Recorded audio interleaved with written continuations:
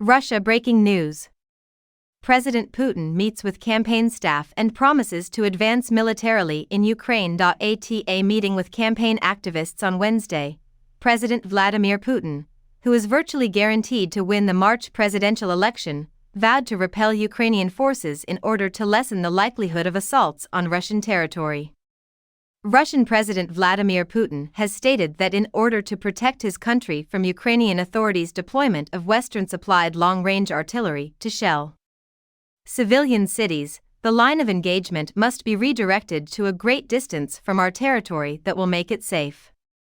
As an additional point, he said that the Russian military has been successfully reclaiming key population centers by driving the enemy back. He went on to say, "To protect the motherland, to protect our people was the primary goal of the soldiers putting their lives on the line." Among the recent attacks within Russia by the Ukrainian military was one on the border city of Belgorod on December 30th, which resulted in 25 casualties and over 100 injuries. Putin added that Russian investigators had determined that on January 24th, in the Belgorod region, Ukraine shot down a Russian military transport jet using Patriot air defense systems that were supplied by the United States.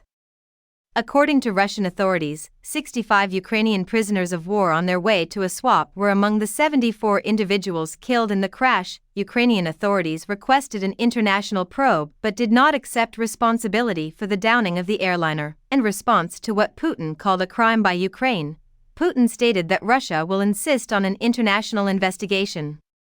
Having spent 24 years at the helm, 71-year-old Putin is relying on the stringent control he has built over Russia's political system as an independent candidate. He is virtually guaranteed re-election as president in the March 15, 17 vote, with key adversaries who could oppose him either in prison or living abroad and the majority of independent media outlawed.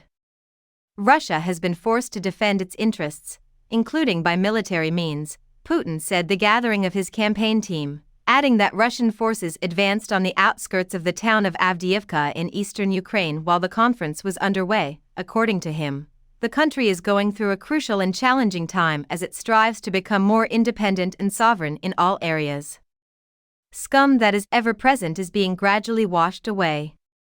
As a result of a constitutional change he spearheaded, Putin can run for re-election in 2036 with the possibility of serving 2 additional 6-year terms.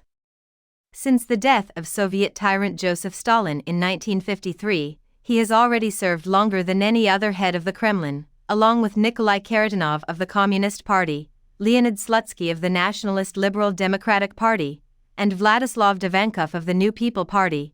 There are 3 more candidates who were nominated by parties with representatives in parliament. The policies of the Kremlin have had the backing of all 3 parties. In 2004, Kharitonov faced off against Putin and came in a disappointing second. A municipal politician from a town close to Moscow, Boris Nadezhdin, who is 60 years old, is also vying for the race.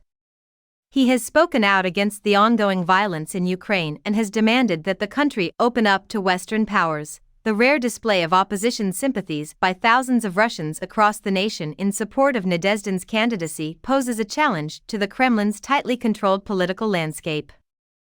The Central Election Commission is likely to examine the 105,000 signatures submitted by Nadezhdin on Wednesday throughout the next few days.